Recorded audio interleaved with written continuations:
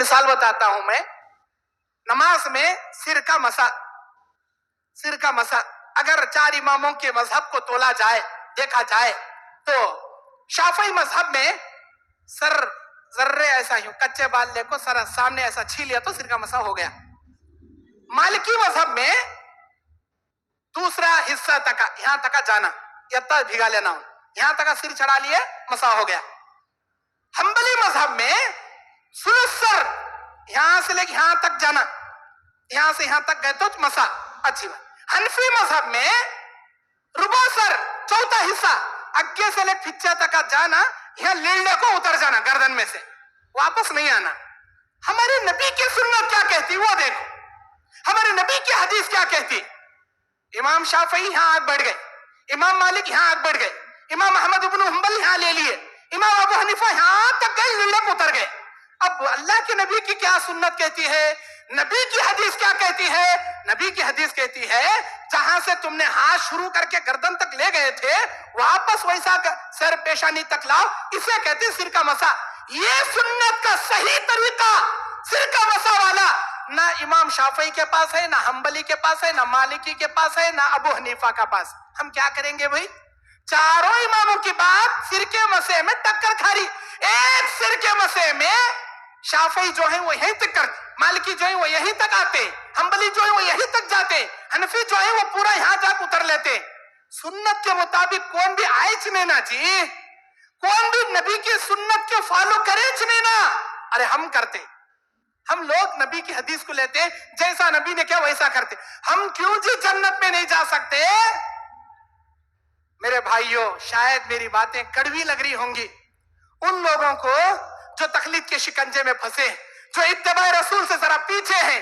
سنو, اللہ کے نبی نے بیان فرمایا, اے میرے امتیوں میری مثال اللہ بیان کرتا ہے, میری مثال بیان کرتا ہے میرا پروردگار, میرا مالک الملک میری مثال بیان کرتا ہے. ایک بنانے والے نے نیا مکان بنایا, اس مکان کے اندر دسترخوان بچھایا, اس میں اچھی اچھی نعمتوں کے انبار سجا دیے, دعوت دینے کے لیے بلانے کے لیے ایک بلانے والے کو بھیجا. وہ بلانے والا قوم کو آ کر دعوت دیا, اے میرے قوم کے لوگوں, اے میرے قبیلے کے لوگوں, وہاں ایک بلڈنگ بنی ہے, وہاں ایک بڑا محل بنا ہے, اس میں اچھے اچھے دسترخوان کے نعمتیں سجے ہیں.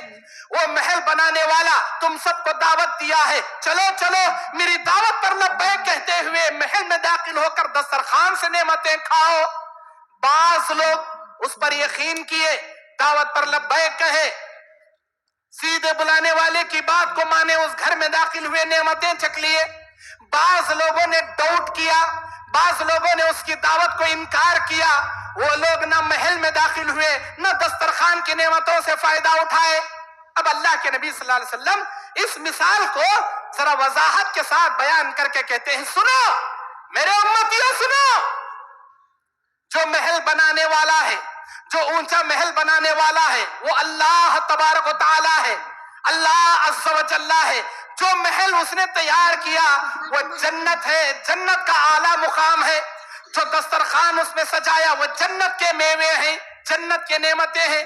بلانے کے لیے ایک آدمی کو بھیجا, وہ اللہ کا پیغمبر, اللہ کا نبی, اللہ کا رسول ہے جو میں ہوں, مجھے بلانے کے لیے بھیجا, میں آ کر بلایا.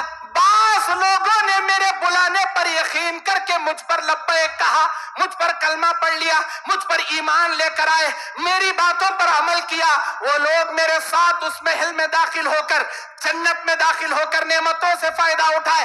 بعض لوگوں نے میری بات کا انکار کیا, بعض لوگوں نے میری بات پر ڈاؤٹ کیا.